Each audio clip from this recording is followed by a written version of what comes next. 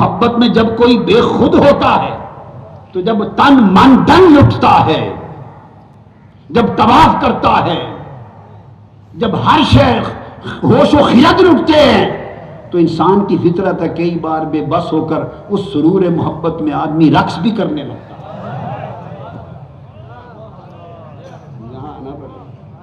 اس سرور محبت میں بندہ کبھی رقص بھی کرتا ہے، وجد میں آ جاتا ہے۔ تو میرے دل میں آیا کہ ہو نہیں سکتا، صحابہ بھی انسان تھے، عشق میں سب کچھ کرتے تھے، جی کہتا ہے کہ کبھی بے خود ہو کر ناچ بھی پڑے ہوں گے، بے خود ہو کر کبھی وجد اور رقص بھی کر بیٹھے ہوں گے۔ حبشہ کے رہنے والے تھے، صحابہ تھے، حبشی تھے، ہر سال عید کے دن آ جاتے۔ جو میں حدیث آج سناؤں گا وہ دیگر ائمہ حدیث کی روایت ہے جنہوں نے اس کی تفصیل دی، واقعہ وہی ہے۔ بخاری نے یلعبون لکھ دیا کہ حبشہ سے آتے تھے اور وہ مسجد نبوی میں حضور کے دروازے کے سامنے وہ حبشی لوگ ناچ کے کھیلتے تھے، یلعبون کھیلتے تھے۔ اس لیے لفظ کھیلنا آ گیا نا، جب لفظ آ گیا بولیے کھیلنا، تو محدثین، شارحین اور علماء کا پھر دھیان نہیں گیا ادھر، چونکہ یلعبون کا لفظ آ گیا نا، کھیلتے تھے، سو دھیان نہیں گیا۔ Nobody could pay attention to their other aspect. They got lost in the world playing. اور ائمہ نے اس کی تفصیل لکھی۔ اس لیے میں نے کہا حدیث کا انکار کوئی نہیں کر سکتا، چونکہ حدیث متفق علیہ، بخاری مسلم نے باب قائم کیا ہے کہ مسجد میں کھیلنے کا باب قائم کیا ہے کسی کو اجازت کوئی مسجد میں کھیل سکے؟ بولیے، ہے کوئی کھیل سکتا؟ دو باتیں بتاتا ہوں، ہے کوئی مسجد میں کھیلنے کی اجازت ہے؟ نہیں، آج بتاتا ہوں نا، ہے شریعت میں کوئی مسجد میں کھیلے؟ یہ عبادت کی جا ہے، گریہ و بکا کی جا ہے، سجدہ و رکوع کی جا ہے، کیفیات کی جا ہے خدا کی بندگی میں، کھیلنے کی جگہ نہیں۔ مگر بخاری مسلم نے باب بنائے ہیں مسجد میں کھیلنے کا باب، اور حدیث لکھی ہے کہ حبشہ کے لوگ تھے، عید کے دن آ جاتے، عید کے دن کچھ محدثین، علماء کو، شارحین کو مغالطہ ہوا، اس مغالطے کو بھی آج دور کرنا چاہتا ہوں۔ لفظ یلعبون سے مغالطہ ہوا کہ کھیلتے تھے، بس وہ کھیلنے میں رہے۔ اگر دیگر کتابیں درجنوں حدیث کی اٹھائی ہوتی تو کھیل کا پول بھی کھل جاتا۔ امام بخاری نے پردے میں بات کر دی، کھیلتے تھے، وہ بھی پول کھل جاتا، پردہ اٹھ جاتا۔ دوسرا یہ کہ مسجد میں کوئی کھیل سکتا ہے؟ وہ حبشہ کے لوگ کس عرش سے اترے تھے؟ انہیں کھیلنے کی اجازت تھی؟ وہ عرش الہی سے آئے تھے؟ مسجد نبوی میں کھیلنے کی اجازت؟ اور پھر کہاں کھیلتے؟ حضور کے در دولت دروازے کے سامنے، مسجد کے سین میں۔ دروازہ کدھر کھلتا تھا؟ بولیے، حضور کے حجرہ پاک کا کدھر کھلتا تھا؟ مسجد نبوی میں جو ریاض الجنہ آج بھی ہے نا، اس دروازے کا نقشہ رکھیں، ایک ہی دروازہ کھلتا تھا، ایک ہی دروازہ جنت کا، ادھر آ کے کھیلتے۔ تو بعضوں کو تو مغالطہ ہوا یہ کھیلنے کا، وہ لفظ یلعبون سے ہوا، آگے نہیں گئے۔ امام ترمذی نے یلعبون کی بجائے یزنفون کا لفظ روایت کیا ہے، امام ترمذی نے یزنفون، زفن، زفنا یزفنو، آگے بتاتا ہوں معنی۔ تو ایک مغالطہ تو یہ دور کروں گا۔ دوسرا یہ کہ کئیوں نے کہا کہ کئی علماء نے کہہ دیا کہ وہ حرب کے جنگی جانتے تھے، آلات اور جنگی فنون جانتے تھے، تو جنگی فنون کا تجربہ کرتے، مظاہرہ کرتے تھے۔ اس مغالطے کو بھی دور کر دوں۔ ارے جنگی فنون کے مظاہرے کے لیے مسجد نبوی ہی ملی تھی، مدینہ کے میدان ختم ہو گئے تھے۔ جنگی مشقوں کے لیے مسجدوں میں مشقیں کی جاتی ہیں یا میدان میں کی جاتی ہیں؟ بولیے، میدانوں میں کی جاتی ہیں۔ تو یہ بات بھی نہیں ہے، یہ بات بھی نہیں ہے کہ جنگی مشقوں کے لیے آتے۔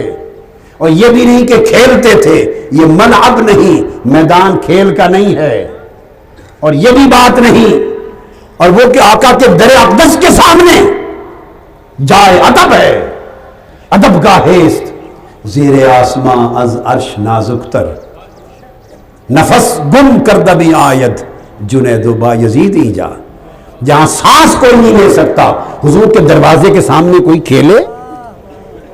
لہذا ان توجیحات سے یہ بات ثابت ہو گئی کہ جو کچھ سمجھا گیا وہ نہیں ہے، وہ واقعہ وہ حضور کے دروازے کے سامنے وہ بنتا ہی نہیں۔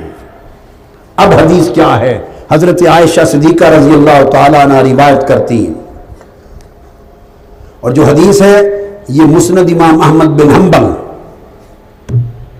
نے روایت کی، اس کو امام ترمذی نے روایت کیا، امام طبرانی نے روایت کیا، پھر آگے میں بتاؤں گا نسائی نے السنن الکبریٰ میں روایت کیا، آگے ہم چلتے آئیں گے۔ وہ بات کیا تھی؟ وہ آتے تھے حبشہ کے لوگ اور حضور کے دروازے کے سامنے اس لیے کہ حضور کے عشق اور محبت میں رقص کرتے تھے۔ اسلام میں رقص کرنے کی کیا شرعی حیثیت ہے؟ ڈاکٹر طاہر القادری ڈاکٹر طاہر القادری صاحب تو نعت وغیرہ کے دوران رقص کرنے کو نہ صرف جائز قرار دیتے ہیں بلکہ ان کی موجودگی میں کئی بابوں کی رقص کی حالت میں جھومنے کی ویڈیوز بھی یوٹیوب پر موجود ہیں۔ اس حوالے سے ڈاکٹر صاحب جن احادیث کا ریفرنس دیتے ہیں ان کی اسنادی حیثیت کیا ہے؟ وہ بابوں والی ویڈیو ویسے آپ نے دیکھی ہوئی ہے؟ دیکھیں، آپ اندازہ کریں آخری عمر کے کام کیتا انہوں نے، اور ظلم یہ ہے کہ دین کے نام پہ یہ سب کچھ ہو رہا ہے۔ سر یہ اس طریقے سے ناچنا کودنا یہ اتنی بڑی فوش غلطی ہے کہ جس کے اوپر اجماع امت ہے کہ یہ والا رقص اس طریقے سے کرنا، ایسے جھومنا، اور وہ میں آپ کو بتاؤں وہ جس زبان میں وہ کر رہے ہیں نا ان کو پتہ بھی نہیں ہے وہ کیا ہے، تو جھومنے کس بات کے اوپر ہے؟ یہ اسی طریقے سے جب محفل قرات ہو رہی ہوتی ہے نا تو عذاب کی آیات پہ بھی لوگ کہہ رہے ہوتے ہیں سبحان اللہ، حالانکہ صحیح مسلم میں حدیث ہے کہ نبی علیہ السلام جب تہجد کی نماز پڑھا کرتے تھے تو جہاں جہاں عذاب کی آیات آتی تھیں تو اللہ سے عذاب جہنم کے اگینسٹ پناہ مانگتے تھے، اللہم انی اعوذ بک من عذاب جہنم آمین، اللہم اجرنا من النار آمین، اور یہ اس پہ بھی سبحان اللہ کہہ رہے ہوتے ہیں۔ تو وہ بابے بھی جھوم رہے ہیں، وہ تو کسی اور زبان میں ہی وہ گنگنائی جا رہی ہے جو ویڈیو چل رہی ہے۔ ڈاکٹر طاہر القادری صاحب علمی آدمی ہیں، بڑی حیرانگی ہوتی ہے کہ وہ جن چیزوں کا سہارا لیتے ہیں، اور ان کا بھی کیا قصور، پرانے بزرگ بھی یہ کرتے رہے۔ آپ حیران ہوں گے کہ یہ پہلی دلیل جو ہے نا رقص کی قرآن سے لیتے ہیں۔ سر اگر جان کی مان پاؤں تو آپ کو وہ آیت پڑھ کے سناؤں تو پھر آپ نے بھی ان بزرگوں کا اور ان کے بڑے پرکھوں کا، صوفیاء کا مذاق آپ خود اڑائیں گے کہ ان لوگوں نے کس چیز کو بنیاد بنایا۔ وہ سورہ سعاد کی آیات ہے، 41 نمبر آیت ہے آنورڈ، پارہ نمبر 23 کے اندر، اعوذ باللہ من الشیطان الرجیم بسم اللہ الرحمن الرحیم۔ اسی لیے میرے بھائی قرآن سے پہلے اعوذ باللہ پڑھی جاتی ہے، ورنہ قرآن پڑھ کے بھی کوئی غلط رزلٹ نکال لے، یہ شیطان کے اگینسٹ اللہ کی پناہ کیوں حاصل کی جاتی ہے کہ یہ نہ ہو کہ اس قسم کا کوئی شیطان گھس جائے کہ قرآن میں لکھا کچھ اور ہو اور آپ اپنے ماننے والوں کو کچھ کا کچھ بنا کے بتائیں۔ وہ یہی کر رہے ہوتے ہیں نا۔ یہ جی 41 نمبر آیت سورہ صاد، پارہ نمبر 23۔ حضرت ایوب علیہ السلام کا ذکر، آپ کو پتہ ہے ان کو اللہ تعالیٰ کی طرف سے آزمائش آئی تھی، بیماری آئی تھی ان پہ۔ یہ جو کہتے ہیں ان کے جسم میں کیڑے پڑ گئے تھے اور وہ کیڑا نیچے گرتا تھا اوپر رکھ لیتے تھے، یہ جھوٹ ہے، ایسا نہیں ہے، یہ سب اسرائیلی روایتیں ہیں۔ وَاذْكُرْ عَبْدَنَا ایوب، ہمارے بندے ایوب کو یاد کرو، اذ نادا ربہ، جب انہوں نے اپنے رب سے دعا کی، انی مسنی الشیطان بنصب وعذاب، کہ اے میرے رب بے شک شیطان نے مجھے چھو لیا ہے تکلیف اور دکھ کے ذریعے۔ اچھا وہ کوئی وسیلہ واسطہ نہیں پیش کر رہے، اللہ ہی سے فریاد کر رہے ہیں۔ ارکض برجلک ھذا مغتسل بارد وشراب، تو اللہ تعالیٰ نے ان کو وحی کی کہ اپنا پاؤں زمین پہ مار، یہ ہے ٹھنڈا پانی تیرے غسل کرنے کے لیے اور پینے کے لیے۔ وہ کہتے ہیں جو حضرت ایوب علیہ السلام نے زمین پہ پاؤں مارا نا، یہ رقص کی دلیل ہے۔ ہائے ہائے ہائے کتنے پہنچے نے سرکار، ہائے ہائے ہائے۔ وَوَهَبْنَا لَهُ أَهْلَهُ وَمِثْلَهُمْ مَعَهُمْ، تو ہم نے ان کو مزید ان کے اہل بیوی اور بچے ان کے سارے فوت ہو گئے تھے، اللہ کہتا ہے ہم نے دوبارہ نئے بیوی بچے دیے اور اس کی مثل اور عطا کر دیے، رحمتم منا، اپنی طرف سے رحمت، وذکریٰ لأولی الالباب، جس میں نصیحت ہے اہل عقل کے لیے۔ وہ کہتے ہیں جی اگر یہ پاؤں مار کے ناچنا حرام ہوتا تو قرآن میں یہ آتا؟ تو اس میں تو صرف پاؤں مارنے کا ذکر ہے، یہ تو نہیں کہ وہ پاؤں مارتے ہی جا رہے تھے۔ وہ تو اما ہاجر کے لیے بھی، جن کو آپ ہاجرہ کہتے ہیں، لفظ ہاجر ہے، ان کے لیے بھی سیدنا اسماعیل علیہ السلام کے لیے وہ زمزم جاری ہو گیا تھا، بخاری میں اشارہ تھا، نہ تورات میں ذرا ڈیٹیل کے ساتھ واقعہ موجود ہے۔ تو وہ تو پاؤں لگنے سے ہوا، تو یہ کہتے ہیں جی وہ یہ دلیل ہے، اس سے دلیل پکڑتے ہیں۔ اور اللہ کے فضل سے ہمارے جو پرانے مفسرین اور محدثین ہیں انہوں نے باقاعدہ صوفیاء کا ان آیات کے ساتھ کھلواڑ کرنے کا رد کیا۔ یہ کھلواڑ وہی ہے جس طرح کہ اہل تشیع نے کھلواڑ کیا ہے قرآن کے ساتھ۔ سورہ الذاریات کے اندر پارہ نمبر 27 کے سٹارٹ میں آتا ہے نا کہ ابراہیم علیہ السلام کو انسانی شکل میں آ کے فرشتے نے بشارت دی، ان کی بیوی بھی وہاں کھڑی تھی، اس کو بشارت دی۔ سیدہ سارہ کی عمر آلموسٹ 80+ تھی اور وہ بوڑھی ہو چکی تھی، اس وقت اولاد بھی نہیں پیدا ہوتی، اور کہا کہ آپ کو ایک بچے کی بشارت دیتے ہیں، حضرت اسحاق علیہ السلام کی۔ تو قرآن میں ہے فسکت وجہہا، تو انہوں نے اپنا چہرہ پیٹا اور کہا کہ میں تو بڑھیا اور بانجھ ہوں، میری اولاد ہوگی۔ ظاہر ہے 80 سال کی عورت اگر پریگننٹ ہو جائے تو کس کو منہ دکھائے گی؟ تو ایک ان کا ایبرپٹ تھا، وہ ایک ہی دفعہ انہوں نے چہرہ پیٹا حیرانگی کے ساتھ، تو کہتے ہیں اسے ماتم ثابت ہوتا ہے۔ تو شیعہ نے اس آیت سے جس طرح گھسیٹ کے ماتم ثابت کیا نا، سنیوں کے صوفیاء نے سورہ 7 کی آیت نمبر 41 سے رقص ثابت کیا۔ یہ بالکل جعلی باتیں ہیں، ان کو خوف خدا کرنا چاہیے، ان کو شرم بھی نہیں آتی کہ یہ کیا چیزیں لوگوں کے سامنے رکھ رہے ہیں۔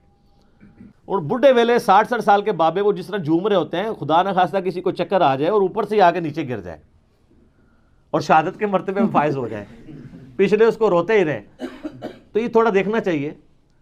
اور وہ پھر جب وہ میوزک وہ اتنا تیز ہوا ہے، وہ بابے اور تیز ہو گئے، اس میں آپ دیکھیں نا ویڈیو میں، تو ڈاکٹر صاحب خود بھی پریشان ہو گئے سر کہ میں مت ہی نہ لگ جائے۔ ان کے آپ چہرے کے ایکسپریشن دیکھیں، وہ فوراً سیریس ہو گئے تھے کیونکہ وہ بہت تیز گھومنا شروع ہو گئے تھے۔ تو تیز گھومنے والا مطلب بندہ کسی وقت گر سکتا ہے۔ اس طرح کی چیزوں پہ ذرا دیکھنا چاہیے کہ قرآن و سنت میں کیا دلائل موجود ہیں، اس کو دیکھ کے چلنا چاہیے۔